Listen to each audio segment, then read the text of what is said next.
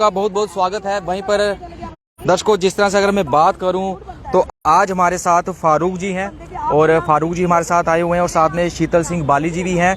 क्या सारी समस्याएं इनके एरिया में जो है आ रही हैं, इनके लोगों को वहां पर झेलनी पड़ रही हैं, आज इन समस्याओं के बारे में आज हम बात करेंगे। वहीं पर जब हम ऑफलाइन थे तो इन्होंने ये चीज़ें बताई हमें, हमने इनसे डिस्कस भी की और इनका ये कहना था कि जीते जाते जो लोग हैं उनको जो है घर नहीं मिल रहे, उनको मकान रहने को नहीं मिल रहे, उनको गवर्नमेंट स्कीम्स नहीं मिल रही, लेकिन जो मर चुके हैं उनको गवर्नमेंट स्कीम जो है सेक्शन हो रही हैं, मकान उनको सेक्शन किए जा रहे हैं। कितना सच है इस खबर में, इनसे जानेंगे। फारूक जी, कितना सच है आप जिस तरह से आपका कहना है कि जीते जाते लोग हैं जो उनको जो है मकान नहीं मिल रहे, जो मर चुके हैं उनको जो है मकान सैंक्शन किए जा रहे हैं, कितना सही है ये? सबसे पहले हम आपके चैनल का बहुत बहुत शुक्रिया अदा करते हैं कि आपने हमारी आवाज़ बनकर जी हमारे साथ बातचीत की, तो हम आपका बहुत बहुत शुक्रिया अदा करते हैं। जहाँ तक इस सच की बात है तो सर, हमने ये 2021-2022 की बात 2022 की बात है कि PMAY के मकान जो एक प्राइम मिनिस्टर के स्कीम के अंडर आए थे, वो मकान जो हर गरीब को पक्का घर मिलना था जी। तो उसमें तकरीबन एक आदमी जो है 2 साल पहले और एक आदमी 10 साल पहले मर चुका है। तो उनकी जो आईडी उस वक्त बनाई हुई थी तो उसका पैसा जो है वो दूसरे के अकाउंटों में निकलकर लोगों ने खा लिया है। अच्छा। तो हमने इस बारे में चर्चा की थी, हम इस बारे में ACD साहब के पास भी गए थे, तो उन्होंने भी एक कान से बात सुनी, दूसरे कान से फेंक दी, कोई हम उस पर अमल नहीं हुआ। उसके बाद हम मीडिया में कभी कभार गए तो बाद में हमको भी बोला गया कि भाई आप क्यों जाते हैं ये आवाज बनने के लिए, तो इसलिए हम जम्मू में आए, फिर यहाँ पर मीडिया पे दिया। फारूक जी, एरिया कौन सा आपका? ये है पंचायत नील D, वार्ड नंबर 7, जहाँ पर एक ही फैमिली के 4 बंदों के पैसे जो हैं वो दूसरे के अकाउंटों में चले गए हैं। जैसे हबीबुल्लाह पिडिहार है, उसके सन है मोहम्मद इकबाल, अता मोहम्मद, और उनकी जो डॉटर एक है शमशादा बेगम, उनका भी पैसा जो है। कैसे पता चला कि उनके पैसे जो है किसी और के अकाउंट में ट्रांसफर हो? हमारे पास सर आइडिया उनकी मौजूद थी। जब आईडी जो मकान की एक आईडी मिलती है जिसपे फैमिली डिटेल होती है और उसी आईडी के मुताबिक उसकी फैमिली को वेरीफाई किया जाता है कि ये फैमिली इसमें यही है, फिर डॉक्यूमेंट उन्हीं के लिए जाते हैं जो आईडी के ऊपर नाम होगा। तो फिर हमने वो जब वेरीफाई किया तो वहाँ पे हमें पूरा सबूत मिला कि भाई ये पैसा जो है इसका निकल गया है। 1,30,000 निकला है, 1,30,000 एक का निकला है, 1,00,000 एक का निकला है और 50,000 जो आईडी किसने दी आपको? उनके घर वालों ने आईडी दी? नहीं, आईडी तो पहले ब्लॉक वालों ने दी थी। अच्छा। पहले ब्लॉक वालों ने दी, फिर वो हमारे पास भी थी, उनके घर वालों के पास भी थी, उनके घर वालों ने पता कराया, हमारे मकान का पता कराओ कहाँ गया, तो फिर जब हमने वेरीफाई किया तो वहाँ किसी दूसरे के अकाउंट में चला गया। यानी कि जब एक आईडी को हम लगाते हैं तो उस पे पूरा नाम नहीं आता है, उस पे अननोन नाम आया जाता है। अब ये भी एडमिनिस्ट्रेशन या ये भी एक मुलाजिम है जिसने अननोन तो कोई नाम ही नहीं है, ना प्रीतम है, ना कोई नाम है, ना फारूक है, ना हबीबुल्लाह है, नाम ही नहीं है, अननोन लिखा है वहाँ। आप उस डिपार्टमेंट में गए जहाँ पर ये सारी कार्रवाई हो रही थी, जहाँ पर पैसा ट्रांसफर किया आपने, उन गवर्नमेंट एम्प्लॉय से मिलने की कोशिश? जी, उनके पास भी हम गए, यहाँ तक कि BDO साहब से लेकर हम ACD साहब तक गए। उन्होंने बोला हम इस मसले को हल जल्दी करेंगे, हफ्ते के अंदर करेंगे, तो हफ्ते के बाद 2 महीने भी गुजर गए तो कोई कार्रवाई नहीं हुई, नहीं वो पैसा उन बेचारे गरीबों को मिला और नहीं उसकी कोई कार्रवाई हुई। इसलिए मेरी एक मांग है कि वो पैसा जो है जो किसी दूसरे ने लिया हुआ है वो उन गरीब आदमियों को दिया जाए, क्योंकि उनकी फैमिली पीछे और भी है। उनका एक ब्रदर साहब जो है वो भी है, ब्रदर 2 है उनके, एक ब्रदर जो है वो घर में ही है, तो दूसरा जो है वो एम्प्लॉयड है। तो वक्ती तौर उनकी 2 बेटियां हैं हबीबुल्लाह साहब की, तो दोनों जो है वो उनका कोई सोर्स नहीं है कि वो अपना घर पाल सके। वहाँ के पंची से बात की कि इस तरह से जो है हुई है, इस तरह से धोखाधड़ी हुई है, क्या आपने उनसे बात की? जी, उनके साथ भी बात की। उनका क्या कहना था? उनका कहना था कि भाई आप ऑफिसरों के पास जाओ, कोई बात नहीं, हम भी आपके साथ हैं, हम आपके साथ आएंगे, हम देखेंगे जरा किस हद तक ये गलत हुआ है। वहाँ के सरपंच साहब ने भी साथ दिया, वहाँ के पंच साहब ने भी साथ दिया पूरा, लेकिन आगे जो है एडमिनिस्ट्रेशन की तरफ से उनका कोई रिस्पॉन्स नहीं मिलता है। सरपंच पंच साहब जो थे वो हमारे साथ थे, उन्होंने पूरा कॉपरेट किया, बोला हम साथ चलेंगे, किस ऑफिसर के पास जाना है, कहाँ तक जाना है, तो वो हमारे साथ साथ चले।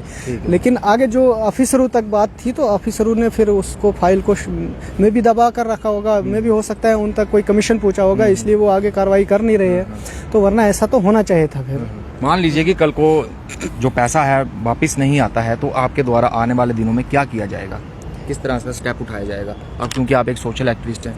नहीं, हम तो अभी फ़िलहाल हमारा ये आखिरी जो है, ये आखिरी हमारा एक आखिरी टारगेट था कि हम मीडिया में जाकर इस बात को उछालेंगे थोड़ा बहुत, ताकि एडमिनिस्ट्रेशन को पता चले कि भाई हमने भी कुछ गलत किया है, अब बात दबने वाली नहीं है। अगर फिर भी नहीं आते हैं, फिर हम उन्हीं गरीबों को लेकर जो है एक रोड पर धरना देंगे, ताकि वो आवाज़ पीएम साहब तक हो जाए। तो मुझे उम्मीद है कि आपकी चैनल से ये आवाज़ जो है ये एडमिनिस्ट्रेशन तक भी पहुँचेगी, और एडमिनिस्ट्रेशन के बाद फिर पीएम साहब तक भी जाएगी। उसके बाद मेरे एक और इशू है, यानी कि मेरे अपने वार्ड की बात करूंगा मैं सर, जहां मैं रिहाइश हूँ, वहां पर अभी तक 1947 से लेकर आज तक लाइट आई ही नहीं, बिल्कुल नहीं है सर। 1947 से कितने घर हैं वहाँ पे, कितने लोग रहते हैं? वहाँ हम तकरीबन 70 से 80 घर हैं, कोई लाइट नहीं पहुंची। हमारे जमीन से गुजरी HT लाइन दूसरे गांव गई। अच्छा। लेकिन हमको नजरअंदाज किया गया।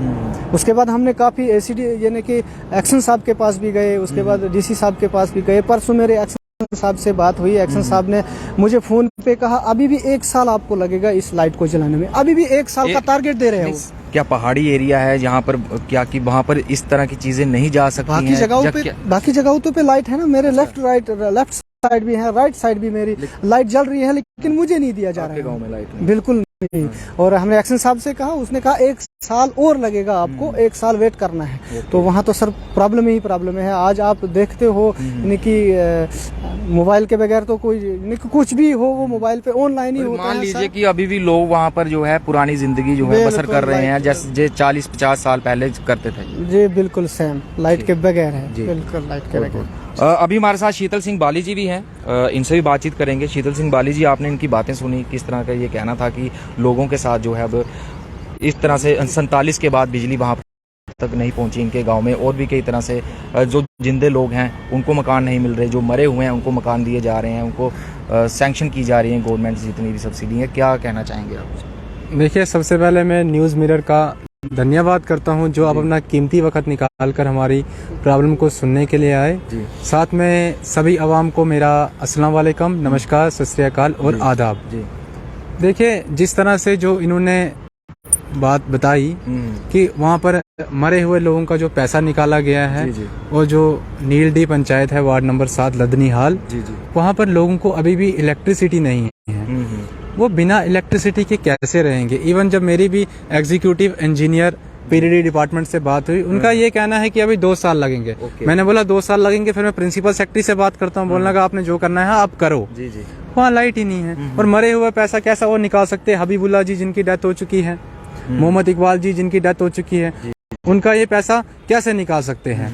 तो ये सरासर एक वहाँ पर जो है गरीब लोगों के साथ जुल्म हो रहा है। और जो ये है भाजपा सरकार है इस वक्त, जो ये एक चोर सरकार है, ये गरीबों का काम नहीं करना चाहती। ये चाहते हैं कि गरीब लोग मर जाए, वो ठीक था।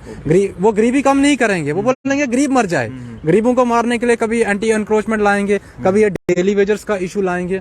मैं ये कहता हूँ कि जो इस वक्त जो डेली वेजर्स जो रोड पर है, उनका एक ही सोल्यूशन है, अगर ये गवर्नमेंट ऑफिसर की सैलरी कम कर दें थोड़ी सी, सभी गवर्नमेंट ऑफिसर, IAS ऑफिसर की सैलरी कम हो जाएगी। जो लीडर्स की जो VIP पार्टीज हो रही है, गाड़ी का जो पेट्रोल खर्चा है वो थोड़ा कम कर दिया जाए। अगर इनको परमानेंट कर देंगे तो इनके घर भी। आपको लगता है कि आपकी जो दी गई राय है वो मानेगी सरकार? ये कहाँ मानेगी? BJP सरकार के लिए एक बात बोलना चाहता हूँ मैं। फैज अहमद फैज ने कहा था, निसार तेरी गलियों के ए वतन के जहाँ, चली है रस्म की कोई ना सर उठा के चले, जो चाहने वाला तवाफ को निकले, नजर चुरा के चले, जिस्मो जहाँ बचा के चले। क्योंकि जिस वक्त जो जम्मू कश्मीर की जो ये हालात है, ये हालत बहुत नाजुक बना दी है इस BJP सरकार ने। ये बस यही करती है, हिंदू मुस्लिम टेररिस्ट, श्रीनगर हालत खुद खराब कर रहे हैं। इनके जो ये डिप्टी कमिश्नर है, यहाँ का जो सिस्टम है, वो सिस्टम बहुत वीक हो चुका है। काम इन्होंने करना नहीं है। छोटा एक टेबल से दूसरे टेबल फाइल पहुंचने में सालों लग जाते हैं। एक छोटा सा साइन करना होगा, उस साइन को होने में 1 से 2 घंटा गरीब को इंतजार करना पड़ता है। RTO ऑफिस में जो कागज होते हैं उसको 2-2, 3-3 महीने लग जाते हैं, उनके कागज ही नहीं बनते हैं। और जो आवाज उठाएगा PSA लग जाएगा, ये हो जाएगा। Article 19 right to freedom of speech and expression, ये तो मानते ही नहीं इन चीज़ों को। ये तानाशाह चल रहा है, जो कुछ बोलेगा उसको डाल दो अंदर। तो श्रीनगर में भी कई सारे जो यूथ हैं उनको अंदर डाल दिया, मौलवियों को अंदर डाल दिया। क्या कसूर था उनका? इनका एक ही चीज़ मैंने जहाँ तक नोटिस किया, ये कहते हैं कि टेररिस्ट आके मुसलमान टेररिस्ट। आपको लगता है कि आतंकी घटनाएं जम्मू कश्मीर में अब कम हुई हैं पहले से? आतंकी घटनाएं कहाँ कम हुई। अभी भी आतंकी वहाँ श्रीनगर में हैं। पर ये क्या चीज़ है ना, ये एक नफरत फैला रहे हैं हिंदू मुस्लिम में। ये जो कहते हैं ना कि हर एक मुसलमान टेररिस्ट है, मतलब कैसे हर एक मुसलमान टेररिस्ट हो सकता है? कैसे एक रिलीजन गलत हो सकता है? रिलीजन हर एक सही है, बस कुछ पॉलिटिशियन जो बीच में हैं और कुछ लोग ऐसे हैं जो अपने मफाद के लिए।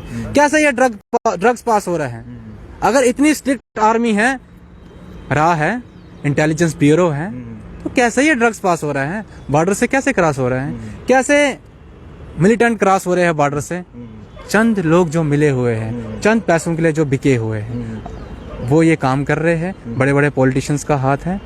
शीतल जी बात करें, कुछ अरसे पहले की बात करें तो लाल चौक पर जिस तरह से झंडा फहराने से डरते थे काफ़ी लीडर्स, नेता लोग डरते थे कि वहाँ पर आतंकवादी गतिविधि उनको शिकार किया बनाया जा सकता है, लेकिन आज खुलेआम वहाँ पर तिरंगा फहराया जा रहा है। आतंकवादियों द्वारा धमकी दी जाती थी, लाल चौक पे आके दिखाओ, हम आपको वहाँ पर जो है टारगेट करेंगे, लेकिन आज ऐसी स्थिति वहाँ पर नहीं है। राहुल गांधी भी आराम से जाते हैं वहाँ पर, तिरंगा फहराते हैं, कोई डर नहीं, कोई कुछ नहीं। तो ये चीज़ें आपको दिखती हैं कि आतंकवादी घटनाएं इस तरह की? फिर देखो ये चीजें दिखती है, फिर आप मुझे बताओ अगर हालात ठीक है, इलेक्शन क्यों नहीं हो रहे? कितना टाइम हो गया यहाँ इलेक्शन नहीं हो रहे? इन्होंने इलेक्शन ही नहीं करवाए। तो अगर हालात ठीक हैं तो ये बताइए मुझे, जब अमरनाथ यात्रा जा रही थी, क्यों अमरनाथ यात्री के लिए इन्होंने आर्मी की गाड़ियां रखी थी साथ में? अगर ऐसा सिस्टम है, मेरे को आज एक तरफ से बोलते हैं हालात ठीक है, जब अमरनाथ यात्रा जा रही थी उस वक्त इन्होंने आर्मी की गाड़ियां रख ली उनके साथ। किस लिए? कि बाहर के लोगों को दिखा सके कि हालात ठीक नहीं है, यहाँ जुल्म होता है, यहाँ हिंदू के साथ नाइंसाफी होती है। ऐसा कुछ नहीं है, कश्मीर में इंसानियत भी है। किसने बोल दिया वहां पर? मैं वहां रहा, कश्मीरी पंडित है, जो चीजें दिखानी चाहिए वो चीजें दिखाते नहीं है, फिल्में बना के पैसा कमा रहे हैं। तो मेन जो चीज है वो नहीं दिखाई जा रही है। ये सिर्फ एक प्रोपागंडा क्रिएट करती है हिंदू मुस्लिम के नाम पे, अपना वोट बैंक क्रिएट करने के लिए। कभी ये रूल पास करते हैं कि हर एक हिंदू बोलेगा जय श्री राम। अरे यार ये मुझे बताओ, नहीं हर एक जो मुसलमान है वो बोलेगा जय श्री राम। मुझे बताओ, इस्लाम नबी को मानता है, पैगंबर को मानता है, उनके अपने रूल हैं, वो क्यों मानेंगे, क्यों बोलेंगे जय श्री राम? ये क्या चीज है?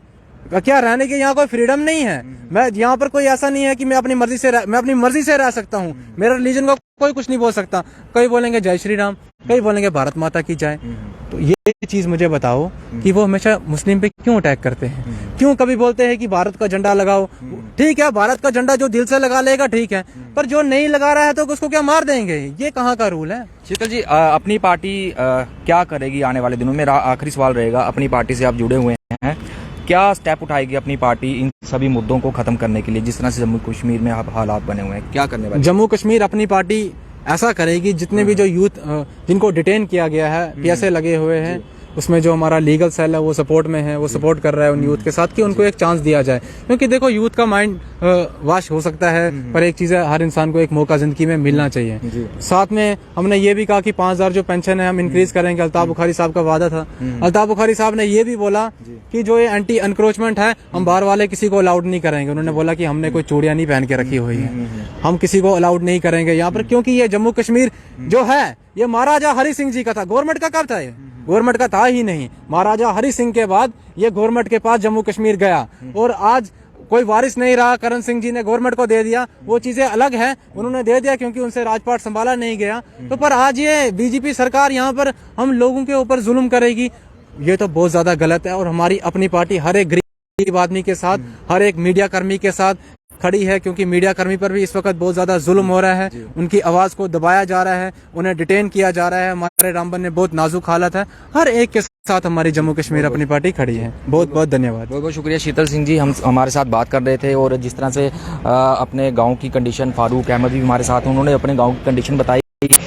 ये सारे मुद्दे जिस तरह से अभी बने हुए हैं, हालात बने हुए हैं, इन सब पे हमारे डिस्कशन की। जिस तरह से इनका कहना था कि जो इस दुनिया से चले गए हैं लोग, उनको जो है ज़मीनें जो है अलॉट की जा रही हैं, लेकिन ज़िंदा जो लोग हैं अभी इस दुनिया में रह रहे हैं, लेकिन उनको जो है ज़मीनें जो और गवर्नमेंट सर्विसेज जो है सैंक्शन नहीं की जा रही हैं। तो ये सारी चीज़ें अब हमें देखने को और सुनने को इनसे मिली। तो इस तरह से बने से मेरे साथ और देखते रहे न्यूज़ इन मिरर।